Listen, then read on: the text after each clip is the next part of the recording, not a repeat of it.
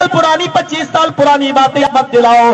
तुम्हारे यहाँ में एक वैसी मामले में उलझे हुए हैं, एक ना करदा गुनाह की सजा मैं पा रहा हूँ। हर 10-15 दिन के बाद मैं आपकी कोर्ट को कचहरियों के चक्कर लगा रहा हूँ। मुझे उसी रंजिश की सजा मिली है, वरना तुम चाहते तो 2 दिन के अंदर ये मामले हल कर सकते थे। मुझे अच्छी तरह मालूम है, मुझसे जेल में जो मिलने आया मैं उनको भी जानता हूँ, जो नहीं मिलने आया मैं उनको भी जानता हूँ, जिसने मेरे खिलाफ आर्टिकल लिखे मैं उनको भी जानता हूँ। मुझे अच्छी तरीके से मालूम है, मेरी बीवी मुझसे मिलने आती थी, मेरी माँ मुझसे मिलने आती थी।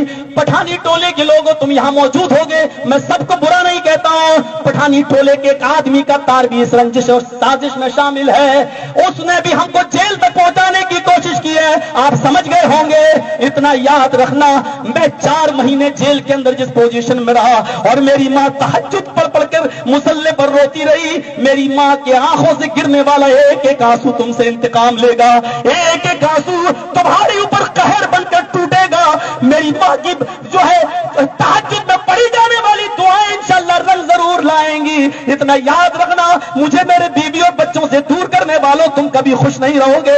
मैं तुम्हें बद्दुआ नहीं दे रहा हूं, मैं सिर्फ इतना कहना चाहता हूं, जो दुनिया में दूसरों के लिए कुआं खोदता है उसके लिए भी हजारों कुएं खुदे हुए होते हैं। आज तुमने एक झूठे केस के अंदर मुझे फंसाया, जबकि तुम्हें अच्छी तरीके से मालूम है कि जिस इलाके की वो लड़की है दूसरा मौलवी उसको लेके जा रहा है। यही टाटा सोमो पर वो बुक होती है और यहाँ के 4 पिलर पर बैठ कर दूसरे मौलवी के साथ इटावा जाती है। 4 दिन वो इटावा में दूसरे मौलवी के साथ रहती है, 4 दिन तक वहां रहती है और एक बार नहीं 4 बार वो लड़की इटावा के अंदर जाती है और उसी मौलवी के घर रुकती है। मेरे भाइयों, इतना याद रखना, इतनी सफाई मुझे जरूर कहना थी। मैं आपको अपना कल्चर बता देना चाहता हूँ और ये तहजीब बता देना चाहता हूँ कि मामला दूसरों के साथ हो, लेकिन किस तरीके से मुझे उलझाया गया है, इंशाअल्लाह उसकी अदालत में देर जरूर है लेकिन अंधेर नहीं।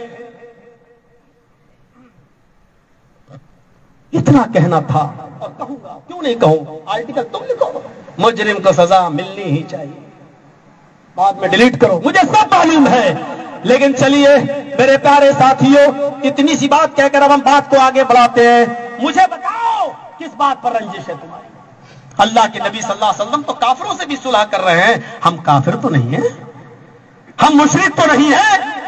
और हजारों बुराइयां मेरे अंदर पाई जाएं, लेकिन ये हमारी जमात के लोग जानते हैं, ये उलमा जानते हैं कि हजारों बुराइयां हो सकती हैं, लेकिन मौलवी जर्जीस ने कभी तौहीद के साथ कहीं पर भी कंप्रोमाइज नहीं किया है, किसी स्टेज पर कंप्रोमाइज नहीं किया है। तौहीद के साथ मैंने कभी कोई समझौता नहीं किया है, स्टेज कोई भी रहा हो, लेकिन कभी भी मैंने अपने मकतब फिक्र और अपने मसलक के ऊपर आंच नहीं आने दी है।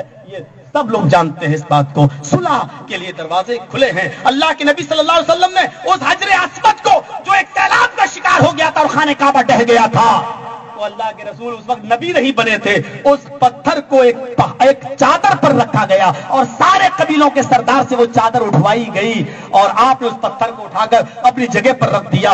उस मौके पर भी सुलह किया था आपने और सारे लोगों को खुश करने की कोशिश की थी जब आप नबी नहीं बने थे। तो मेरे प्यारे साथियों, सुलह के खातिर आपने अपना नाम कटवा दिया, अपना नाम। ये सीखो, मोहम्मद रसूलुल्लाह से बढ़कर तो कोई नहीं हो सकता है। उस्वा, नमूना पूरी जिंदगी में। आइए, अबू जुंदल को भी वापस कर रहे हैं। सहाबा की गैरत ललकार रही है, नहीं अल्लाह के नबी हमें मरना गवारा है, लेकिन इतना दबकर समझौता करना गवारा नहीं। लेकिन नबी ने कहा नहीं, सब ठीक हो जाएगा, मुझे समझौता करना है। समझौता कर लिया गया, चले गए सब। अब देख लीजिए उस सुलह का असर क्या हुआ। देख लीजिए, वक्ती तौर पर थोड़ी सी हार थी हमारी, लेकिन उस सुलह का असर यह हुआ कि पूरा मक्का कुछ ही दिनों के अंदर मोहम्मद रसूलुल्लाह के ज़ेर इक़्तिदार आ गया। पूरे मक्के पर मोहम्मद रसूलुल्लाह सल्लल्लाहु अलैहि वसल्लम की हुकूमत छा गई और अल्लाह के रसूल 10,000 सहाबा के साथ फातिहाना मक्के के अंदर दाखिल होते हैं और मक्के को विजय कर लेते हैं, मक्का को पर विजय प्राप्त हो जाती है, जीत हासिल हो जाती है।